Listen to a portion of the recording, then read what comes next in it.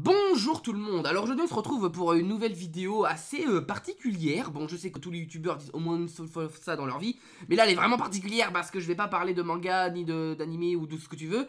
En fait je vais simplement parler un peu de moi pour une fois. Bon, je sais que techniquement je parle toujours de moi parce que je parle d'œuvres que j'ai aimées sur cette chaîne.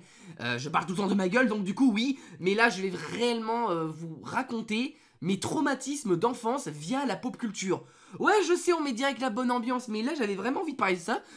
Et puis ça permet aussi de créer un petit lien avec vous parce que comme j'ai pas de caméra pour montrer ma gueule parce que je suis un homme pauvre et radin surtout, mais surtout pauvre, je me suis dit là pourquoi pas un peu raconter ma vie, mon enfance, peut-être que voilà les films et les séries ou les mangas qui m'ont traumatisé vous ont peut-être traumatisé, donc peut-être qu'on aura un petit lien, pourquoi pas. Je compte faire ça, ce genre de vidéo, donc je me suis dit pourquoi pas. Pourquoi pas commencer par le traumatisme, hein, parce que voilà, bande de dépressifs que vous êtes, ça va vous plaire ça. Donc ouais, pourquoi pas. Vous allez voir, il y a des trucs assez marrants et des trucs assez flippants aussi. Donc voilà, on va se marrer, on va se marrer. Bon, on va commencer par mon premier vrai traumatisme au cinéma.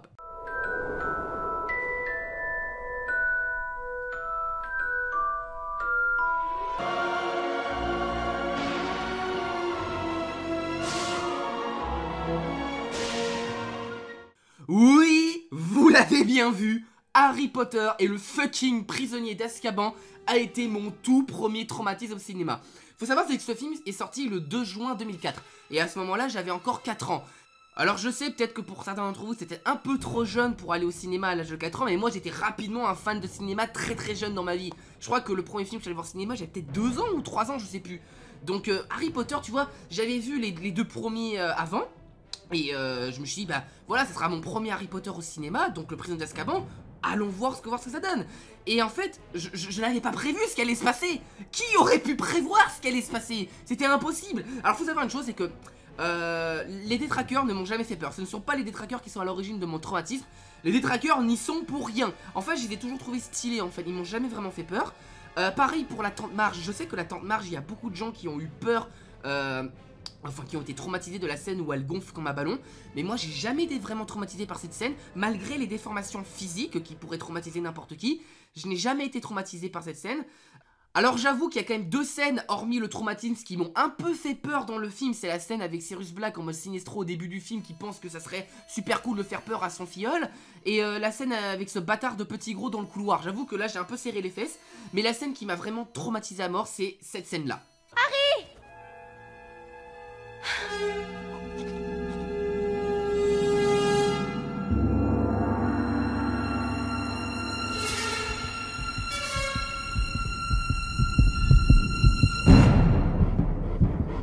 Rémus, mon ami! En effet, la scène avec Rémus Lupin qui se transforme en loup-garou m'a littéralement traumatisé.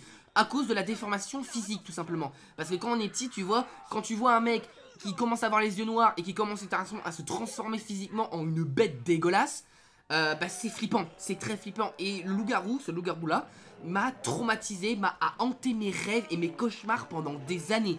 Je vous jure que j'ai été traumatisé pendant très longtemps. Et le pire c'est que je suis un sadomaso de nature, c'est pas possible. Parce que même à la fin de... Enfin quand le film est sorti en DVD... Enfin en cassette au début parce que oui moi j'ai vécu l'époque des cassettes. Eh bien j'ai regardé, je l'ai regardé plein de fois le film, mais à chaque fois je zappais cette scène parce qu'elle me faisait peur. Elle me faisait beaucoup peur. Bon maintenant j'avoue que je suis plus vraiment traumatisé, j'arrive à la regarder. Mais quand je suis tout seul, je le reconnais que quand je suis tout seul, devant cette scène, malgré que j'arrive à la regarder, je suis pas très serein. Et j'avoue que j'ai un peu les poils qui se hérissent quand je regarde encore cette scène. Pour vous dire à quel point que cette scène m'a laissé une marque éternelle dans ma vie quoi. Après à mon sens, je suis tombé sur le Harry Potter le plus sombre de la saga. Parce que bon, je sais qu'il y a des gens qui pensent que le prince de Sang-le-Mêlé est celui qui est le plus sombre. Mais à mon sens, c'est littéralement le prisonnier d'Azkaban. Que ça soit au niveau de la musique, au niveau des couleurs et au niveau voilà, du traitement des personnages. Parce que Harry Potter n'a jamais été aussi seul que dans ce film. Donc voilà, pour moi c'est clairement lui le plus sombre. Donc voilà, je pense que ma mère n'avait pas prévu le coup que ça soit aussi violent. Mais j'avoue que j'ai pleuré dans ce cinéma parce que voilà, j'ai pas pleuré de tristesse, hein, j'ai vraiment pleuré de peur parce que ces scènes m'avaient vraiment fait peur. Pour moi, mes héros c'était littéralement Buck et Sirius Black. Hein. Ah oui, ces deux-là c'était mes héros parce que c'est ceux qui ont foutu une branlée au loup-garou quoi. Mais voilà, pour vous dire que voilà, c'était mon tout premier traumatisme. Et pour vous dire, il a fallu attendre pratiquement 12 ans pour me trouver un autre film qui m'a traumatisé. Voilà, parce que pendant ces 12 ans, il n'y a aucun film qui m'a traumatisé. Juste des vidéos, des personnes en question. Mais on va y venir, Alors, je tiens à retirer la fameuse mort de Mufasa dans Le Roi Lion, tout simplement parce que je peux pas vraiment appeler ça un traumatisme. Je veux dire, évidemment que ça m'a fait chialer, évidemment que ça m'a choqué sur le coup, mais ça m'a pas fait faire des cauchemars quand même. Parce que contrairement au truc que je vais vous présenter et par rapport à Harry Potter, ça m'a réellement donné des cauchemars, ça m'a vraiment traumatisé. La mort de Mufasa, ça m'a pas vraiment créé un traumatisme en soi. J'étais choqué, ça m'a fait bizarre, évidemment, comme tout le monde, mais je l'ai vite accepté parce que je l'ai regardé quand j'étais tout petit. Donc forcément quand t'es plus petit t'acceptes peut-être plus facilement les choses, je sais pas. Enfin voilà bref. La mort de Mufasa, je peux pas vraiment appeler ça un vrai traumatisme, mais je la mets quand même en mention honorable. Mon prochain traumatisme est une creepypasta du nom de Smile Dog. Alors faut savoir c'est que j'ai vu beaucoup de creepypasta sur le net. Donc creepypasta c'est quoi d'ailleurs? C'est une légende urbaine diffusée sur le net. Donc en gros c'est une histoire d'horreur qu'on te raconte sur les net et tu peux pas vraiment savoir si elle est vraie ou fausse. Bon, dans certains cas, tu te doutes bien qu'elle est fausse, mais dans certains cas, il y a des doutes. Faut savoir, c'est que moi, au niveau des creepypastas, je les ai toujours trouvés stylés. Que ça soit Slenderman, Eyeless Jack, Jeff the Killer, je les ai toujours trouvés stylés. Ils ont un style de dingue. J'aimerais trop voir un film sur Jeff the Killer. Bon, s'il est comme Slenderman, autant pas en faire, ça bien entendu. Mais voilà, j'ai toujours trouvé les creepypastas stylés, mais il y en a une qui m'a choqué, qui m'a traumatisé et je sais toujours pas pourquoi à l'heure actuelle, c'est Smile Dog. En fait, mais le pire c'est que cette image n'a rien de bien méchant hein, par rapport à un Jeff the Killer ou machin, elle a même pas d'histoire techniquement. En fait c'est juste une image avec un chien qui rigole et une main ensanglantée. Et même aujourd'hui, je sais pas pourquoi j'ai été traumatisé par ça. Je veux dire, là le mois de maintenant trouve ça ridicule, c'est juste un clébard souriant avec une main ensanglantée. Je veux dire, par rapport à une histoire sanglante comme Eyeless Jack ou Jeff the Killer, ça c'est que dalle, mais je sais pas pourquoi. Quand j'ai vu cette image la première fois, elle m'est restée en tête. J'en ai fait des cauchemars, pendant très longtemps. Et ça m'a fait peur. Et même quand je la regarde maintenant, je la trouve toujours ridicule, mais une partie de moi a du mal à rester plus de 10 secondes sur cette image. Et je sais pas pourquoi. Et en plus, je pense que l'un truc qui m'a un peu bousculé psychologiquement, c'est le fait que des gens se sont suicidés après avoir vu cette image.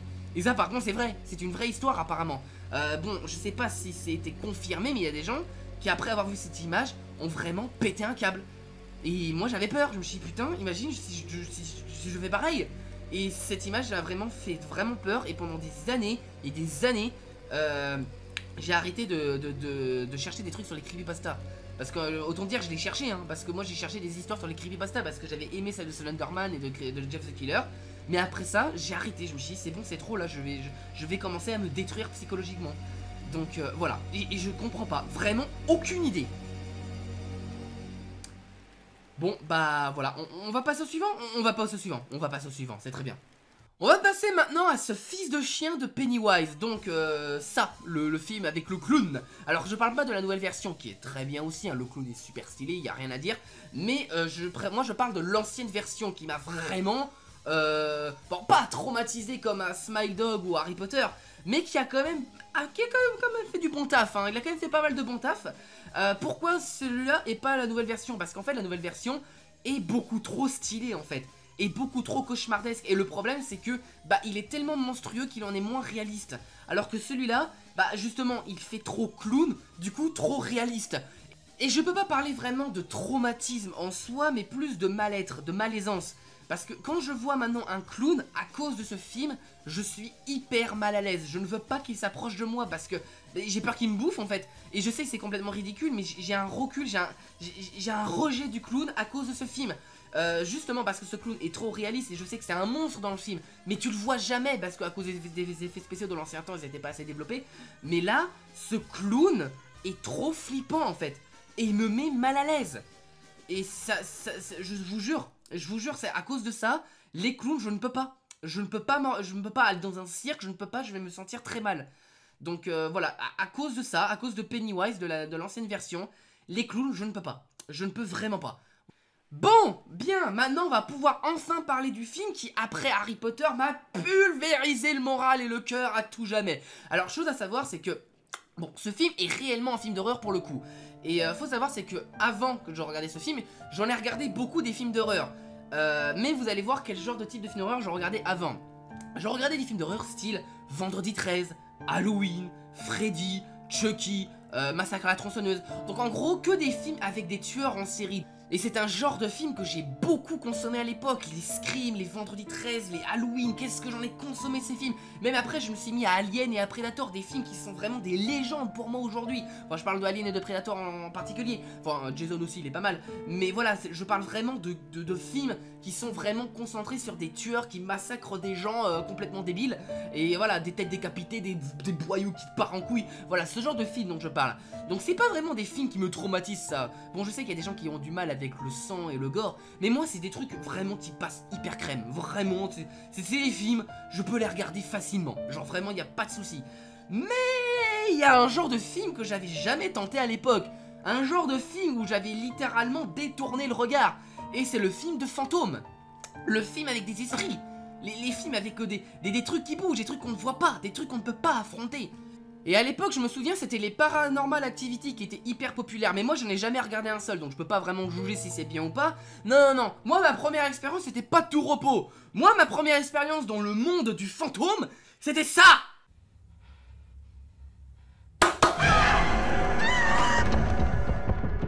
En effet, Conjuring a été mon second traumatisme dans le monde du cinéma, mais lui il a été très violent. Alors déjà il faut remettre les choses dans leur contexte, parce que voilà, il y a différentes façons de regarder un film.